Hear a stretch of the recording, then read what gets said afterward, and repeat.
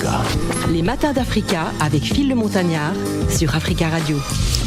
Les matins d'Africa, on va s'intéresser à un ouvrage, une fresque congolaise, signée Richard Osoma Lemois, qui est juriste de formation. Richard Osoma Lemois est diplômé de l'université de Brazzaville. Sa passion pour les belles lettres illustre l'incroyable éclectisme de l'agent de maîtrise, qui signe également d'autres ouvrages, romans et théâtre. Et aujourd'hui, on va parler de cette fresque congolaise. Bonjour et bienvenue. Bonjour, merci. Alors, présentez-nous cette fresque congolaise.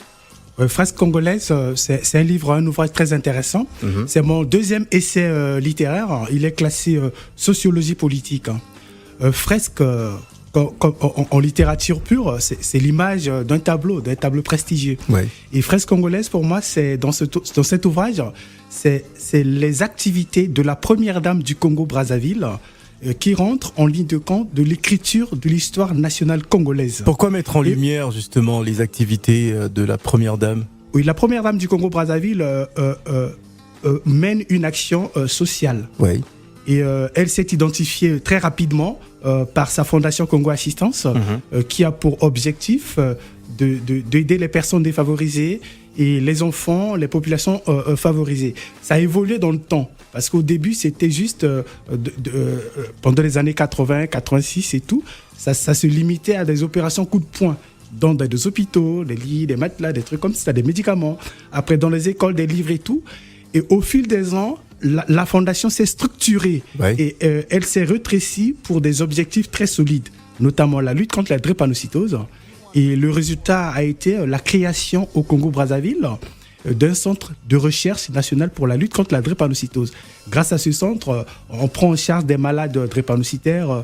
Ils peuvent vivre longtemps, c'est plus au-delà de 18 ans, comme on disait, comme on les condamnait dans l'imaginaire collectif. Alors, elle est doyenne des épouses des chefs d'État africaines. Son personnage empathique est reconnu à travers le monde. Mais pourquoi mettre en place un ouvrage qui raconte un peu ces différentes actions ? Voilà. L'ouvrage ne raconte pas simplement les activités de la première dame du Congo, Antoinette Sassou Nguesso.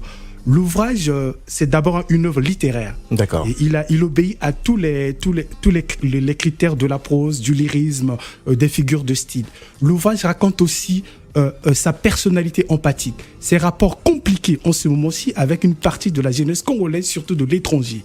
Et ce qui est marquant de cet ouvrage, surtout dans les chapitres 3 et les chapitres 4, deux choses. Premièrement, dans le chapitre 3, les afflictions de la première dame. La première dame s'afflige, elle s'inquiète, elle a peur. Ouais. Elle a peur de quoi ? Parce que son action n'est plus acceptée ou bien connaît des difficultés d'être acceptée au niveau des populations à cause, entre autres, des guerres civiles répétées au Congo, l'instabilité politique, les tensions qui naissent à chaque fois qu'il y a la veille des élections nouvelles, etc., des contestations de tout genre. Elle s'inquiète aussi parce que quand elle vient en France, il y a une frange des Congolais de la diaspora. Ils s'érigent contre l'arrivée de la première dame, mais pas seulement, aussi d'autres personnalités congolaises qui viennent, parce que cette frange de la jeunesse congolaise porte des revendications, mais sauf que c'est de manière un peu plus violente qu'on ne peut pas accepter. Et il y a eu des sit-ins au pied de l'appartement de la première dame en France, ce qui n'est pas acceptable. Maintenant, vous relatez tout cela dans cette fresque ? Vous relatez justement ces actions dans cette fresque ? Oui. C'est sit-in devant la résidence. Devant la résidence familiale de la première dame à Paris. Et c'est ça qui m'a attiré, parce que ce jour-là, c'était le 1er novembre 2017. Je jouais avec mes enfants au pont de l'Alma. Et j'ai vu ces attroupements-là, et ça nous a tous fait peur. Parce que le problème n'est pas que les gens manifestent, les gens ont le droit de manifester. Le souci, c'est quoi ? Il faut se constituer en plateforme revendicative. Comme c'est un petit comité, un délégué. Comme ça, on se renseigne, on prend rendez-vous, on discute, on pose des problèmes.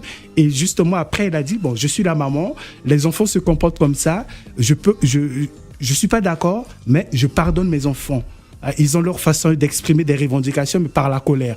Le livre dit plus que ça. Et dans mon ouvrage aussi, il y a une autre action de la première dame qui m'a intéressé. Lutter pour l'autonomisation des femmes au Congo-Brazzaville. Parce que le statut social des femmes au Congo-Brazzaville, il est encore réducteur, comme dans la plupart des pays africains.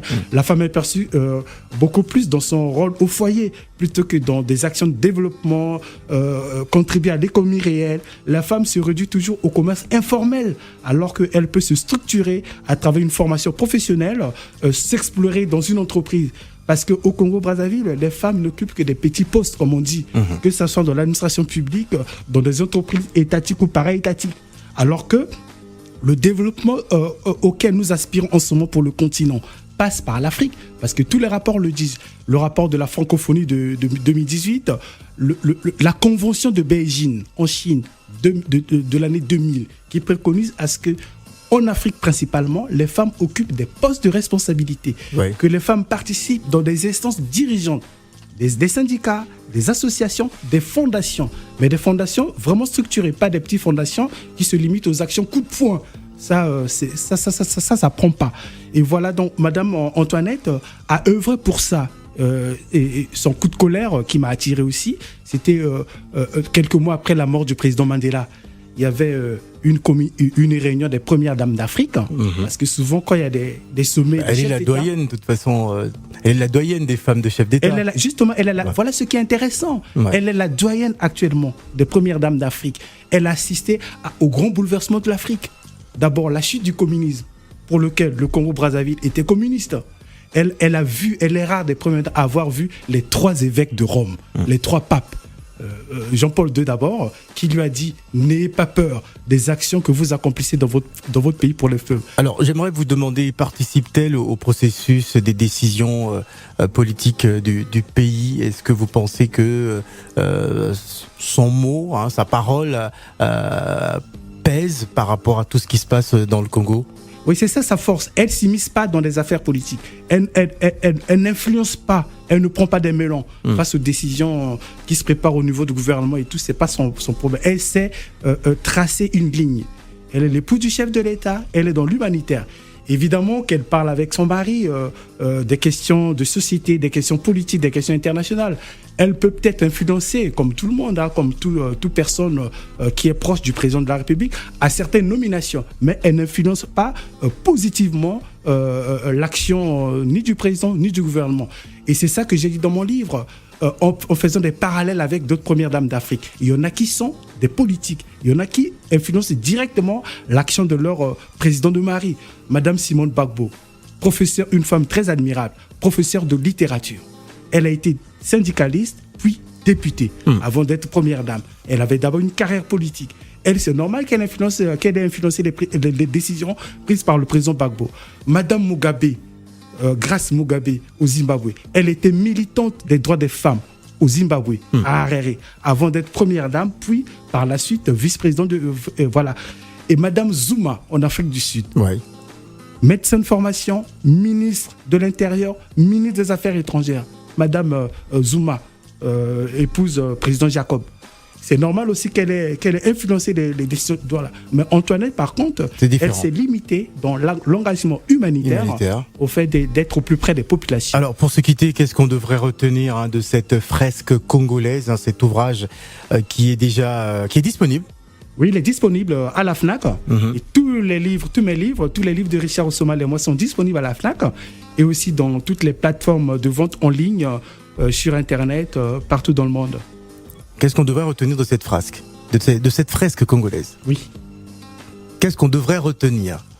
Alors, ce qu'il faut retenir de cet ouvrage, c'est la romance politique. Le livre Fresque congolaise n'est pas le rapport des activités de la première dame du Congo-Brazzaville, Antoinette Sassou Nguesso. Ce n'est pas son rapport d'activité.